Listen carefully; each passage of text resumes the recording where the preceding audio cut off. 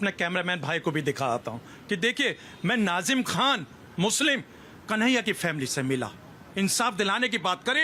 पर कन्हैया का नाम जुबान से नहीं आया ना। सबसे पहले तो आपके नाम जुबान पे अखलाक ही आया। हाँ। कन्हैया का नाम तो जुबान पे नहीं आया। मिलना तो राजनीति का हिस्सा हो सकता है ना हाजी नाजिम जी, लेकिन जो मैसेज देना था वो तो अपने अखलाक के जरिए ही दिया। नहीं, राजनीति का हिस्सा आपने कन्हैया के लिए दर्द नहीं आया। बिल्कुल दर्द था, कन्हैया का जिक्र क्यों नहीं किया दर्द था तभी उसके कन्हैया के लिए। नहीं सर, आपने सर तन से जुदा के लिए क्यों नहीं मिला? आपने सर तन से जुदा का जिक्र क्यों नहीं किया? मैंने कहा कि सुन लीजिए, ये तो ब्रिगेड है ना जो फिर बांटने। आप अगर भाईचारे की बात करें तो बांटने की जो भी कोशिश करें उन सबका नाम लीजिए। हाँ, आप अखलाक के प्रति आपका दर्द है, पर कन्हैया से सिर्फ आप मिलकर आ सकते हैं, पर दर्द नहीं महसूस हो रहा। पूजा जी देखिए, मैं कहता हूँ सर तन से जुदा का जो नारा लगाते हैं वो दहशतगर्द मुल्क का नारे को उसे जो भी यहाँ बोलता है भारत के अंदर उसके खिलाफ सख्त से सख्त एक्शन होना चाहिए। हम लोग भारतीय हैं, इस भारत की नैतिक जिम्मेदारी सौहार्द बनाने की हम सब की है। भाई हाजी नाजिम खान ने तो कहा कि बनारस के अंदर जो इनाव के अंदर जिस तरीके की घटना घटी, मुझे तो बड़ा दुख था कि ऐसी घटना नहीं होनी चाहिए, लेकिन मैं कहता हूँ कि जांच भी तो होनी चाहिए। ये ब्रिगेड, ये सोच, ये विचार, ये मानसिकता आ कहाँ से रही है?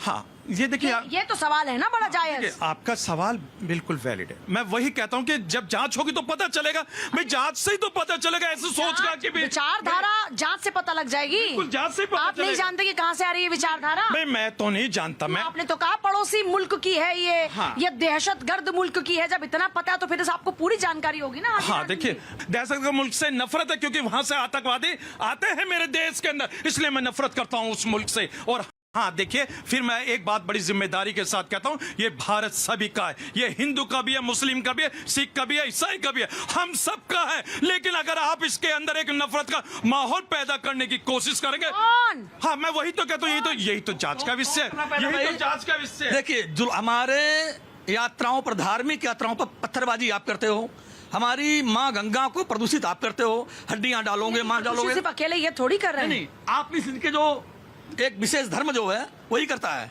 नहीं, पर ये थोड़ी कर रहे हैं। नहीं, गंगा में गंदगी, नदियों में गंदगी के लिए सिर्फ ये जिम्मेदार मैं थोड़ी। जो कहना चाह रहा हूँ, मेरी पूरी बात सुनिए। एक कह रहे हैं जांच होनी, 14 लोग पकड़े गए हैं, उनमें से 14 लोग हिरासत में हैं लगता मुझे, जो लेटेस्ट सूचना भी है। उन 14 लोगों पर क्या कार्रवाई होनी चाहिए? एक जांच का विषय नहीं, क्या जांच है?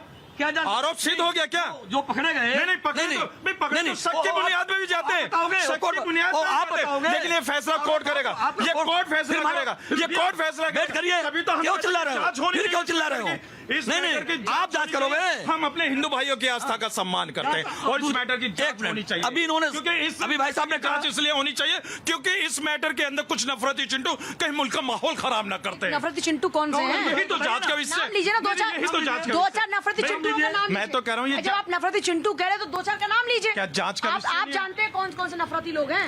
जी बिल्कुल। ये देखो, ये एक जाहिलों का एक गैंग है और वो गैंग ये सिखाता है कि भारत में तुम्हें रहना है तो गजबा हिंद करना है, जो अभी 80% हो चुका है, 20% रह गया है। तो तीर्थों को ये टारगेट कर रहे हैं। तीर्थों में जैसे वीडियो बनाकर डालकर ये हिंदुओं को उकसाने का काम कर रहे हैं और चैलेंज कर रहे हैं कि हम ये काम करेंगे। ये है वो जो गैंग है ना, मतलब जाहिलों का। अब उनको पकड़ के जब निकलेंगे तो कौन लोग के घर में मिले थे अभी 3000 बंदूकें? 3000 बंदूकें मिली थी अभी उत्तर प्रदेश में एक हकीम के यहाँ। वो गैंग ऐसी जाहिलों का गैंग है। इनको उत्तर प्रदेश पुलिस पकड़ कर उनको जाहिल किस आधार पे कह रही है? तो सोची समझी साजिश है ना, इनको जाहिल थोड़ी कहा जाता है। ये तो प्रोपेगेंडा के तहत में काम कर रहे हैं। प्रोपेगेंडा आतंकवादियों के लिए प्रोपेगेंडा है ना, उसके आधार जो लेते हैं रिलीजन को लेते हैं। इसलिए मैं कह रहा हूँ कि जाहिल लोग हैं कि जो बिना धर्म के मूल तत्व को समझे बिना किसी के उकसावे में आकर ये जिहाद करने में लगे हैं। लैंड जिहाद, थूक जिहाद, लव जिहाद, तमाम जिहाद इनके दिमाग में भर देने का गोबर भर दिया है। तो ये जाहिलों का गैंग है, कहीं ना कहीं निकलेंगे। मैं तो पूछना चाहता हूँ इनसे, जिहाद का मतलब क्या हो रहा है? ये बताइए, थूक अरे क्या हो रहा है भाई? थूक जिहाद क्या है? जिहाद कितना पवित्र नाम है। आपको जिहाद के अंदर भी इस तरीके का होगा, पर लेकिन हाँ, लैंड अगर इस तरीके का तर्क करते हैं, किसी में थूकते हैं, मुँहते हैं, वो मानसिक रोगी है, उनके खिलाफ कानून है। लेकिन अगर ये जिहाद के नाम पर इस तरीके का मुल्क के अंदर एक माहौल क्रिएट करेंगे तो ये नहीं होगा। तो इसको क्या नाम देंगे? आप नाम दे दो, फिर आप नाम दे दो। अरे कानून लेकर आप नाम दे दो इसको। अगर आप पूरी कम्युनिटी को टारगेट कर रहे हैं। क्या प्रशासन एलआईओ की आंखें बनती कि हजारों लोग इकट्ठे होकर तलवारी दी जा रही है? सरकार क्या कर रही थी उसके अंदर?